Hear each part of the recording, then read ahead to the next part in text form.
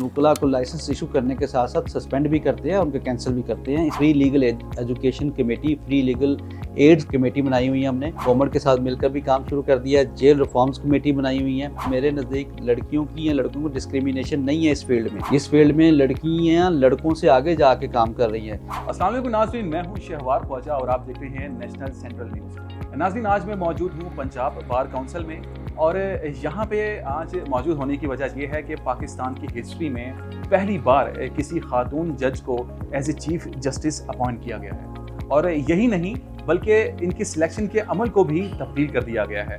पहले जिस तरह से सिलेक्शन की जाती थी अब उस तरह से नहीं हुई, ये वोटिंग के थ्रू इनको सिलेक्ट किया गया है। इसी पर बात करने के लिए हमारे साथ आज मौजूद हैं vice chairman Punjab bar council Kamran Bashir Mughal साहब। अस्सलाम वालेकुम सर, कैसे हैं आप? सर, इस सारी अमेंडमेंट को कैसे देखते हैं? बेसिकली देखें जी, first of all we welcome miss Aalia Neelum as a first lady chief justice of Lahore high court Lahore in the history of Pakistan. इसमें हुआ ये है कि मैडम जो है वो आज यूनानिमसली वोटिंग के ज़रिए उनको आज उन्होंने चीफ जस्टिस के तौर पे अपॉइंट किया है। तो इस सिलसिलाकार में हमने देखा है कि पहले जो सिलसिला होता था अपॉइंटमेंट का, उसमें जो सुप्रीम जुडिशल काउंसिल होती थी उसमें ये अल जहाद ट्रस्ट केस और बाकी सीनियरिटी के ऊपर जो चीफ जस्टिस होते थे सीनियरिटी के ऊपर लगाए करते थे। मगर 2010 में जो रूल्स थे उसको अमेंड किया गया मंसूर अली शाह साहब की निगरानी में। उन्होंने 3 दिसंबर 2023 को जो अमेंडमेंट की उसमें नए रूल्स बनाए। उस रूल्स में उन्होंने कहा कि हमें अपॉइंटमेंट का जो सिलसिला है जो एज ए CJP या as a chief justice of Lahore high court Lahore, उसको वोटिंग के ज़रिए जो हमारी है उसके ज़रिए उसको अपॉइंट करना चाहिए। और वो फर्स्ट जो सीनियरिटी के ऊपर 3 जजेस हों उनमें से वोटिंग होनी चाहिए। उनको मद्देनज़र रखते हुए मुख्तलिफ़ किस्म की जो है उसके जो अपना उनकी जो फ्लॉज हैं, जो उनके ऊपर जो चीज़ें चल रही हैं उनकी जजमेंट्स देखनी चाहिए, उनका जो रवैया देखना चाहिए, उनका जो बार एंड बेंच के साथ जो रिलेशन है, जो उनको टैकल करने की जो सलाहियत है उसको भी नज़रअंदाज नहीं करना चाहिए।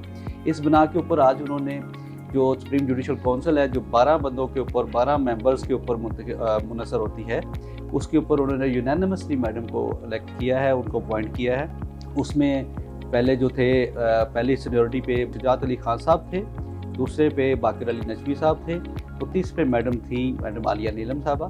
तो जब कमीशन ने बैठ के इजलास में जो डिसाइड किया है उसमें हमारा एक मेंबर पंजाब बार काउंसिल से भी हमारा नुमाइंदा होता है, एक पाकिस्तान बार काउंसिल से नुमाइंदा होता है, और एक अटॉर्नी जनरल साहब होते हैं, एक वज़ीर कानून साहब होते हैं। इसी तरीके से 2 रिटायर्ड जजेस में से उनके नुमाइंदे होते हैं जिसमें मंजूर मलिक साहब थे और सरदार तारिक मंसूर साहब थे। इसी तरह चीफ जस्टिस अपना जो हैं काजी फाइज ईसा साहब की निगरानी में बाकी मंसूर अली शाह साहब थे। बाकी जो 5 जजेस थे उनमें टोटल मिलके 12 मेंबर्स थे। उन्होंने ये 12 मेंबर्स ने पूरे के पूरे तौर पर मुतफ़क्का तौर पे मैडम को उन्होंने अपॉइंट किया है, उन्होंने उसको वोट दिए हैं और इस वोटिंग में उनको मेरा ख्याल है उनको अल्लाह ताला ने इज़्ज़त दी है। तो हमारा भी फ़र्ज़ है कि हम भी उनकी इज़्ज़त करें।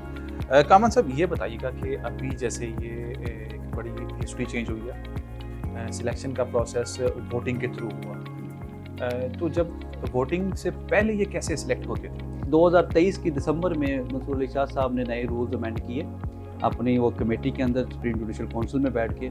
उसमें ये उन्होंने रूल्स बनाए। उन रूल्स में ये बता दिया गया कि ठीक है जी, सीनियर जो है जो आगे पहला सीनियर होता है उसके साथ दूसरा और तीसरा तीनों को कंसिडर करना चाहिए एलिवेशन के ऊपर। देखें, एलिवेशन जब इन्होंने की है पहले, इससे पहले जो शाहिद बिलाल साहब को नीचे से चौथे 5वें नंबर से लेके गए हैं, सुप्रीम कोर्ट का जज बनाया उन्होंने, उसमें भी पहले 5 बंदों को उन्होंने कंसिडर किया।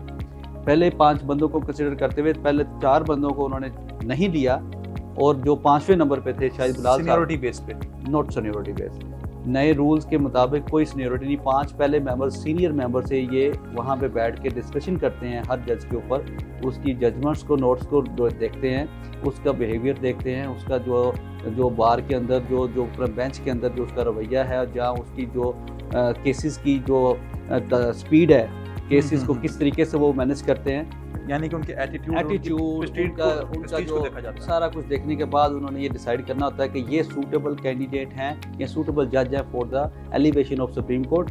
वो फिर उस तरीके से उनको सिविल जज में सिविल के जज की ज़रूरत है वहाँ पे या फौजदारी की ज़रूरत है, वो भी देखते हैं। कि हमारे यहाँ सुप्रीम कोर्ट में अगर सिविल के जजेस की तादाद कम हो रही है तो फिर पहले 5 इसलिए रखते हैं कि इनमें से कोई सिविल का काम कर रहा है बेहतर, तो उसको ऊपर सुप्रीम कोर्ट लेके जाया जा सके। अगर फौजदारी के कोई काम की वहाँ पे स्पेस कम हो गई है, वहाँ पर जज कम हो गया है, फिर फौजदारी के जजेस को भी लेके जाया जा सके। इसके पीछे विजडम ये है कि हमारे पास ऑप्शन हो कि पहले वाला नंबर अगर वो जो पहले सीनियोरिटी के ऊपर बैठा हुआ है वो अगर कोई उसके नीचे वाला उससे बेहतर काम कर रहा है तो उसको भी वो लिया जा सके। इसके पीछे विजडम ये बनाया गया मेरा ख्याल।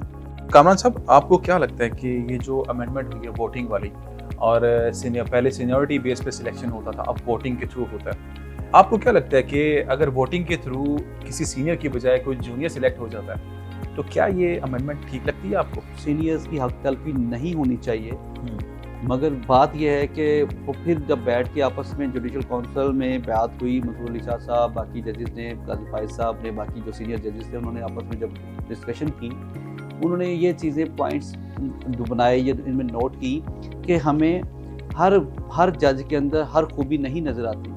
हमें चाहिए कि जो हर जज में जिस जज को हमने एलिवेट करना है या जिसको सीजेपी लगाना है या सीजे लगाना है किसी भी लाहौर हाई कोर्ट या सिंध हाई कोर्ट या उसका पेशावर हाई कोर्ट में या कोयटा में, किसी भी प्रोविंस में, उन्होंने उनको कहा कि हमारे पास ऑप्शंस होनी चाहिए। ऑप्शंस क्रिएट करने के लिए उन्होंने पहले 3 जजेस के ऊपर रखा कि इनके ऊपर रखा जाए, फिर सुप्रीम कोर्ट के लिए पहले 5 जजेस रख लिए कि पहले 5 जजेस को ऊपर अपॉइंट करने के लिए देखा जाएगा। इसी सिलसिलाकार में उन्होंने पूरे मुल्क के अंदर से जो सीनियर पहले 5 बंदे होते हैं उन सब के उनको उन्होंने पहले सिंध से लिए, दो यहाँ से एक ले लिया, 3 बंदे 2 यहाँ से गए और एक सिंध से गए हैं। इसी तरीक़ाकार के अंदर उन्होंने ऑप्शन की बात बढ़ाने के लिए, देखें कोई भी अब आजकल को फार्मूला ये हो गया कि हमारे पास ऑप्शन ज़्यादा होने चाहिए। किसी भी गाड़ी में ऑप्शन ज़्यादा हो, किसी मोबाइल में ऑप्शन ज़्यादा हो, वो कहते हैं कि इंसानों में भी ऑप्शन ज़्यादा होने चाहिए। अगर सीनियरिटी के ऊपर बंदा आ रहा है वो अप टू द मार्क नहीं है, मेरी ऑन द अदर हैंड की भी बात है, अगर वो ऑन द मार्क नहीं है या अप टू द मार्क नहीं है तो फिर उसको एज ए जज हाई कोर्ट भी नहीं होना चाहिए। कामरान साहब, आपको क्या लगता है कि ये प्रोसेस प्रोलॉन्ग रहेगा, जारी रहेगा, या फिर ये तब्दील हो जाएगा वापस? नहीं, मेरा ख्याल है अब ये इसके ऊपर अमल किया जाएगा। इसमें बहुत अहम बात ये थी कि देखें जब ये पिछले हाउस के जो सुप्रीम जुडिशल काउंसिल में हुआ ना, तो ये जो रूल्स थे ना इसको मज़ीद अमेंड करने की भी कोशिश की गई थी। आज़म वज़ीर तारड़ साहब ने कहा कि मैं पार्लियामेंट में इन रूल्स को अमेंड करूंगा। आपके उसमें 3-4 रूल्स चेंज होने लगे थे। उसमें एक तो जो सुप्रीम कोर्ट के जो जजेस थे उनकी मुलाजमत की जो थी, वो जो रिटायरमेंट की एज थी वो भी 3 साल एक्सटेंड करने लगे थे। जी बिल्कुल। उसमें कुछ और पॉइंट्स भी थे, उसको इन्होंने पार्लियामेंट में जाने ही नहीं दिया, क्योंकि जब उन्होंने पार्लियामेंट में इसको लेके जाना था तो वहाँ पे उनको तादाद चाहिए थी पूरी उसको कानून साजी करने के लिए। तो बीच में मंसूर अली शाह साहब ने स्टेट वो जो मखसूस सीटें थी उसके ऊपर स्टे दे दिया, तो वो पार्लियामेंट में जाने के लिए वो बिल्कुल रुक गई। तो जो पहले 2023 के अंदर रूल्स थे उसके ऊपर भी अमल आज हो गया, यानी कि उनके मुताबिक अपॉइंटमेंट हो गई। अगर ये वो रूल्स दोबारा आगे चले जाते, अपॉइंटमेंट के जो रूल्स थे उसको पार्लियामेंट में लेके जाते, तो जो गवर्नमेंट की जो पॉलिसी थी वो उससे थोड़ी सी चेंज थी, मगर गवर्नमेंट में जो तादाद मुकम्मल नहीं थी सीटों की, कानून साजी नहीं हो सक रही थी। तो जो पहले जो कानून साजी से पहले जो 2010 के रूल को अमेंड किया 2023 में दिसंबर में मंसूर अली शाह साहब ने, उन्हीं रूल्स के मुताबिक आज ये अपॉइंटमेंट हुई। ठीक हो गया।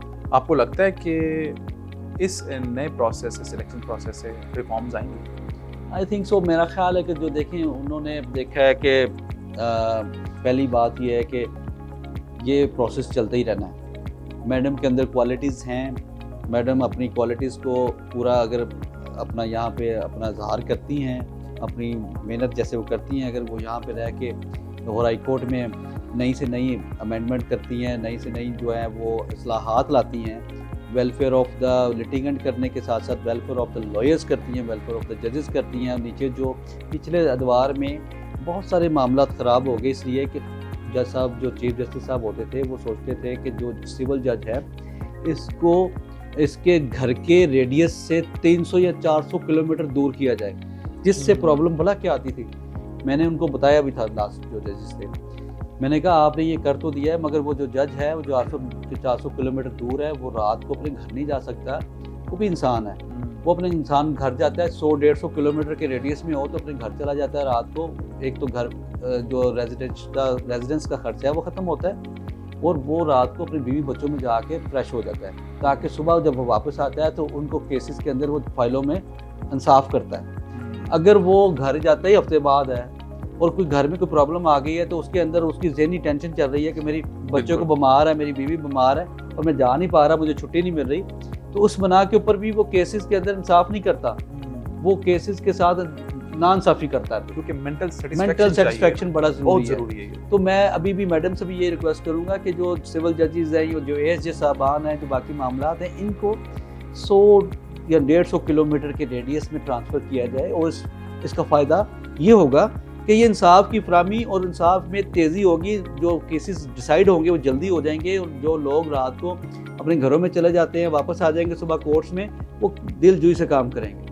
मैं किसी का नुमाइंदा नहीं हूँ, मगर मैं इंसाफ की फराहमी के लिए बात कर रहा हूँ जी कि लिटिगेंट को मज़ीद फ़ायदा हो जाएगा। बिल्कुल। पास्ट ईयर्स में जो एक वकालत का शोबा है, मैं इसको शोबा कम, इसको खिदमत का काम ज़्यादा समझता हूँ। तो पास्ट ईयर्स में उस तरह से इंसाफ की फराहमी शायद नज़र नहीं आ पाई है, लेकिन अब प्रीवियस ईयर से ऐसा लगता है कि इस शोबे ने जो इसका असल मकसद था उस पे काम शुरू कर दिया है। तो हम अब ये उम्मीद कर सकते हैं कि एक अमीर और एक गरीब दोनों को बराबरी की सतह पर इंसाफ मिलेगा। मैं समझता हूँ कि इन 5 सालों में, इन 4 साढ़े 3 सालों में हमें वकला के लिए सानियाँ पैदा करने में अपना किरदार अदा किया है। बहुत सारे मामलात में डिसिप्लिनरी कमेटी में हमने बहुत सारे वकील जो बेचारे जो लिटिगेंट के साथ जुल्म होता था या लिटिगेंट के साथ कोई फ्रॉड होता है, वो यहाँ पे हमारे पास एप्लीकेशन देते हैं।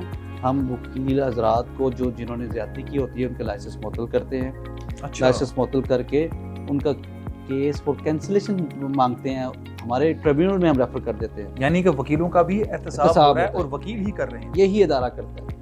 हम रेगुलेटरी बॉडी होने के साथ साथ वकला को लाइसेंस इशू करने के साथ साथ सस्पेंड भी करते हैं, उनके कैंसिल भी करते हैं, इसलिए ताकि मुल्क में जो ये है चीज़ जो चल रही है कि जी वकील जो है आंसरेबल नहीं है, ये अदारा उस चीज़ के अंदर भी आंसरेबल है, वकील भी आंसरेबल हैं। और जो वकील की खिदमत का आपने बताई है कि हम जो हैं free legal education committee, free legal aids committee बनाई हुई है हमने, जहाँ पे हमने गवर्नमेंट के साथ मिलकर भी काम शुरू कर दिया है। जेल रिफॉर्म्स कमेटी बनाई हुई है, जेल से जो अपील्स आती हैं हम उनको फ्री ऑफ कॉस्ट अपने वकीलों की जो कमेटियाँ बनती हैं उनको देते हैं, वो अपना काम करते हैं, इंसाफ की फराहमी के लिए अपना किरदार अदा करते हैं। और जो आप फरमाते हैं कि वो फिंगर टिप्स पे है हमारी, जिसकी वजह से कुछ लोग हमारे इस प्रोफेशन को कहते हैं कि बुरा भला है, मगर मैं समझता हूँ कि वो 0.5% भी नहीं है।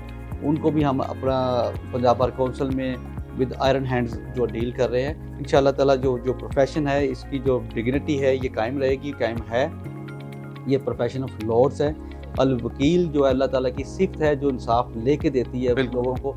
तो मेरी तो यही कोशिश है कि जो लोग हैं, जो हमारे साइलीन हैं, उनके लिए आसानियाँ पैदा की जाएँ और ये आसानियाँ मिलकर पैदा होंगी। मैं बार को बेंच के साथ जब तक हमांगी नहीं होती तो ये लिटिगेंट के लिए आसानियाँ पैदा नहीं हो सकती। जो हमारे यंग वकला हैं, स्पेशली ख़वातीन जो इस शोबे में आना चाहती हैं या अभी आई हैं, उनको आप क्या पैगाम दें? देखें जी, सबसे बड़ा पैगाम तो ये है कि अगर खातून होकर उसी chief justice Lahore high court लग गई है मैडम आलिया नीलम, तो ये आपके लिए प्रेसिडेंट है। बहुत बड़ी मोटिवेशन, बहुत बड़ी मोटिवेशन है। आप लोगों ने हमेशा, मैं समझता हूँ मेरे नज़दीक लड़कियों की या लड़कों की डिस्क्रिमिनेशन नहीं है इस फील्ड में। इस फील्ड में लड़कियाँ लड़कों से आगे जाके काम कर रही हैं। सबसे ज़्यादा जज जो है सिविल जज बनी हुई हैं आजकल, लड़कियाँ बनी हुई हैं। लड़कियाँ हर फील्ड में अपने आप को मनवा रही हैं, तो ये खुशाइन बात है। हम कोशिश करते हैं कि उनको अब ज़्यादा मौके दें, उनको आएँ, आप आगे आके फ्लोरिश करें अपने आप को, अपनी वकालत को फ्लोरिश करें। हम उनको वेलकम करते हैं हर वक्त। बल्कि ये जो आज आप लाहौर की अगर लिस्ट उठाएंगे तो इसमें मेरा ख्याल है कोई मोर देन 70 जो है ना लेडी जो है वो सिविल जजेस लगी हुई हैं और लड़कों से तादाद में बढ़ रही हैं आहिस्ता आहिस्ता। तो ये मोटिवेशन है। अब अगर वो हमारी जो मैडम है जो अभी सीएम भी अपना लेडी है पंजाब, तो मोटिवेशन तो उनके लिए बड़ी मौजूद है। तो मेरा ख्याल है कि इंशाल्लाह ताला इनको मौके मिल रहे हैं, ये बढ़ चढ़ के हिस्सा लेंगी। हम ख़वातीन को मौका देना चाहते हैं, हम उनके हक़ में हैं कि वो आगे आएँ, अपना काम करें। Thank you so much Kamran साहब, आपके वक्त का बहुत बहुत शुक्रिया। और नाज़रीन, हमारे साथ मौजूद थे vice chairman Punjab bar council Kamran Bashir साहब, और आपने इनकी गुफ्तगू सुनी और इनका एक बड़ा अच्छा जो इन्होंने मैसेज दिया कि इंसाफ के हवाले से, कि जो वकील भी इंसाफ के तकाज़ों पर पूरा नहीं उतरते उनका भी एहतसाब अब होता है। तो इंशाल्लाह हम उम्मीद करते हैं कि इंसाफ गरीब हो या अमीर हो, दोनों के लिए एक सा होगा। इंशाल्लाह। देखते रहिए नेशनल सेंट्रल न्यूज़। अल्लाह हाफिज़।